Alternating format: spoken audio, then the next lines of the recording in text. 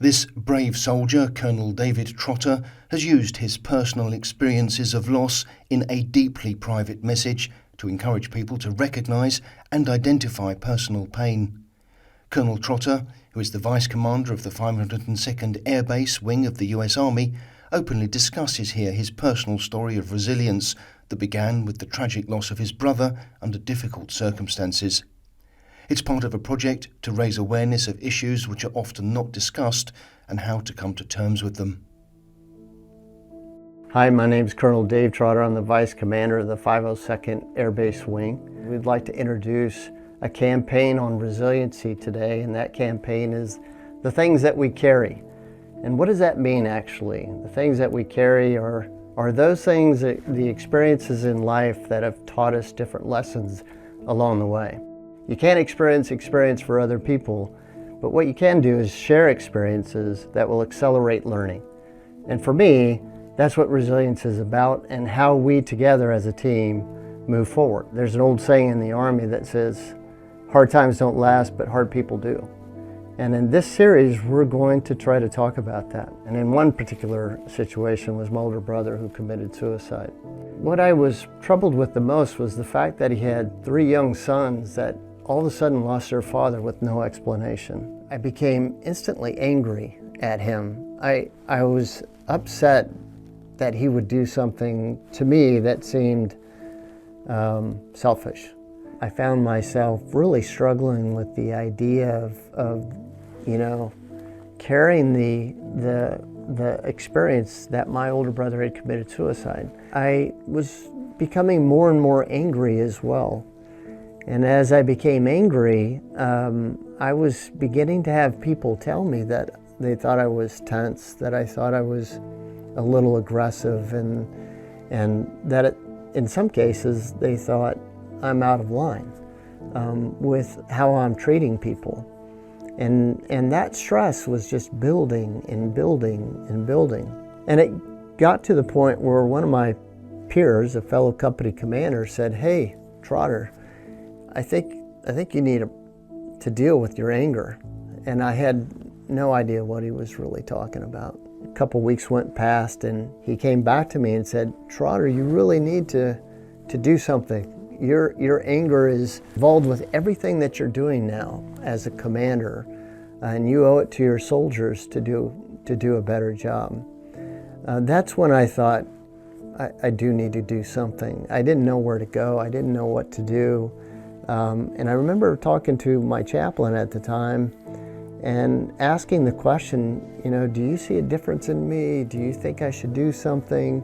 And the chaplain saying, yes, you probably do need to see somebody. We can talk about the loss, but I think right away you need to talk about your anger. And for me, that's when it changed. I realized that I needed some help. And in doing so, the chaplain directed me to our Army Community Services. And there I found that I could learn how to handle that type of anger. And it's helped me ever since. What I found was that some of the things that I had learned, the tools that I had learned in that course, I could apply to my nephews. They were upset that their father would do that. They were upset that they didn't understand what happened. They were upset because their life had changed completely.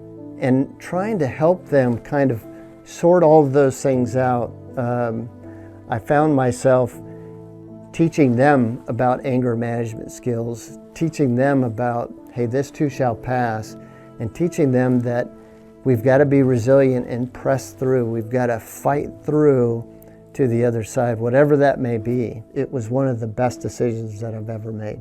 In the Army, I mean, when you talk about death and the loss, you know that somebody probably won't return. You're going to do everything you can in training. You're going to do everything you can to prepare everyone, because your number one goal is to bring everyone home.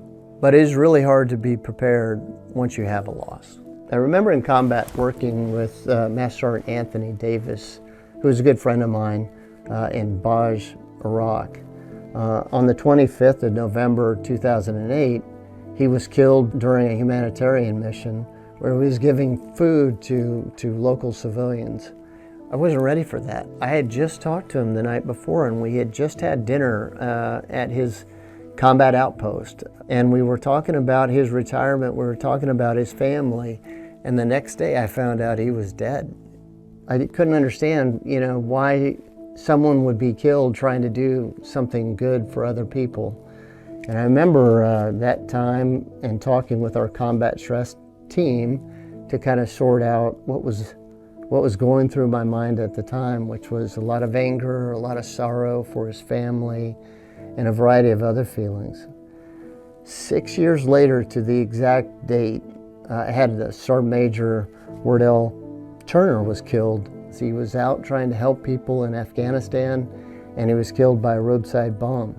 Working through the fact that two really, really important people in my life, friends, were killed literally on the same day, with just a few years separating the two.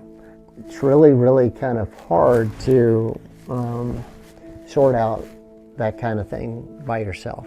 Falls around Thanksgiving, everyone is bringing their families together, and I'm thinking about two men that won't be at the Thanksgiving dinner table each year. And it's not something that you talk about with your family because, you don't want to spoil it. You don't want to spoil their happiness. But what I've found is that sharing that with